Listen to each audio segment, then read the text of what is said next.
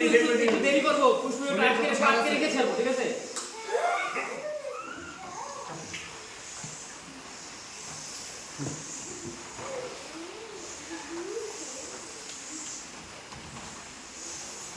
নাম কার পুষ্প কত ভালো হবে এখানে বোঝা যাবে কে কতক্ষণ আটকে রাখতে পারে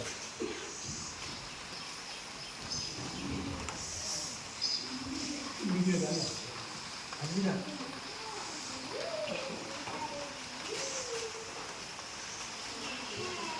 তারপরে যখন ছবিটা ফেসলাম ছবি অতক্ষণ থাকবে